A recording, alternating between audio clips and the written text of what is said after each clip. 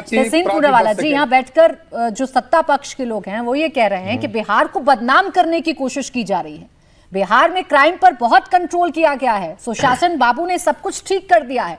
छोटी मोटी घटनाएं आती हैं या एक दो घटनाएं आती हैं, उससे पूरे बिहार की छवि को बिगाड़ने की कोशिश की जाती है।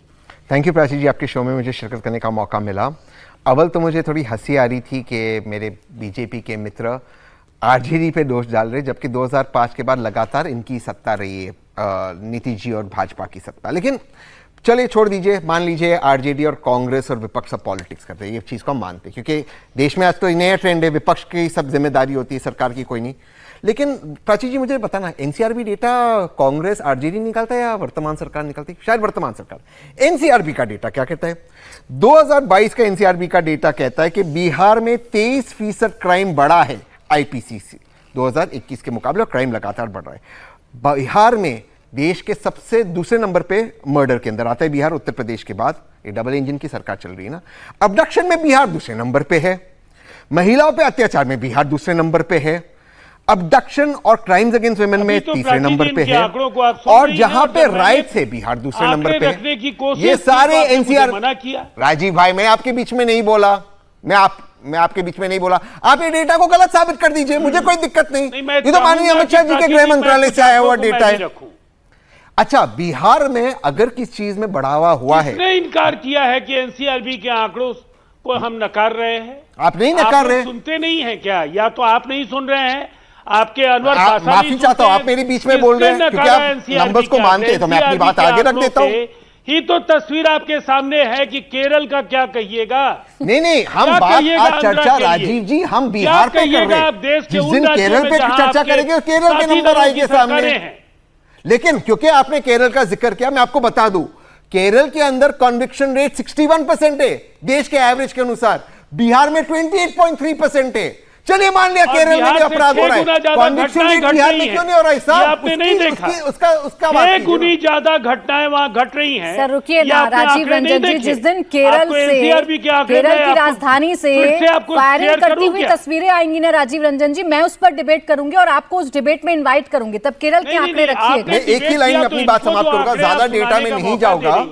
पूरे राजीव जी एक लाइन दे दीजिए, एक लाइन की इजाजत दे दीजिए मैं वो बता सकूं कि यह जो भी घटनाएं हैं। ठीक है सर, अब आप ही के पास आ रही हूँ, एक सेकंड बस तहसीन पूनावाला जी को पूरा करने दीजिए, उसके बाद आप बताइएगा कि घटनाएं क्यों हो रही हैं, आप बताइएगा कि कैसे बाकी प्रदेशों से बेहतर है बिहार। एक ही लाइन राजीव जी, जितने भी हमारे मेट्रोपॉलिटन शहर है, 19 मेट्रोपॉलिटन शहर और मेगापोलिस शहर है, 19 प्लस 3 मेगापोलिस शहर, इन सब में पटना सबसे हाईएस्ट है क्राइम के अंदर, सबसे हाईएस्ट, चाहे मर्डर हो, महिलाओं पे अत्याचार हो या SC ST हो।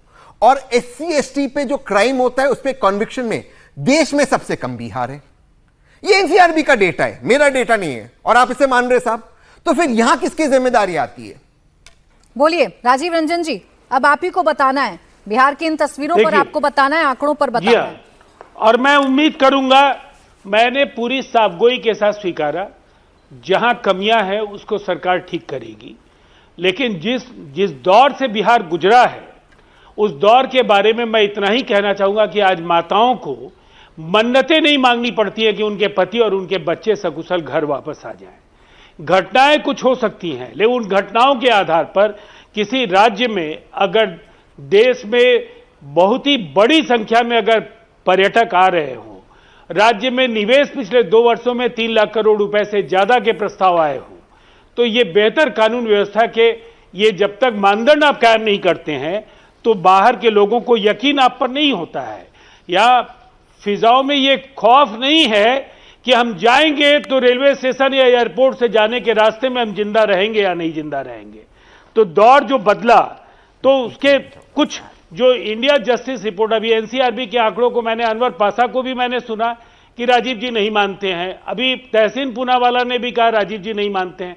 किसने कहा नहीं मानते हैं? ये एनसीआरबी के आंकड़ों को मैं पूरी तरह से मानता हूं, और उसके आधार पर मैं कहता हूं कि देश के राष्ट्रीय औसत से लगभग 40% अपराध दर बिहार का कम है।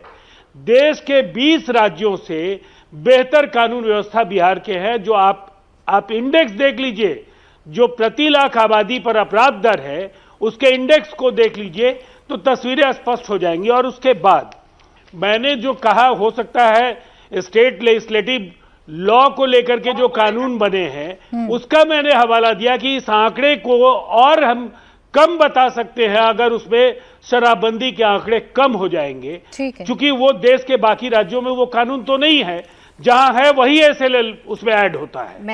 तो वैसी स्थिति में जो तस्वीर इंडिया जस्टिस रिपोर्ट ने जो जारी की, उनके 2019 से 25 के बीच में जो रिपोर्ट आए, जो 25 का रिपोर्ट है उसमें 24 तक के आंकड़ों के आधार पर उन्होंने कुछ सर्टेन पैरामीटर्स तय किया और उसके आधार पर बिहार में पुलिस को जो रैंकिंग मिली है वो देश के 28 राज्य और 8 केंद्र शासित प्रदेशों में हम 26 राज्यों और केंद्र शासित प्रदेशों से बेहतर हैं।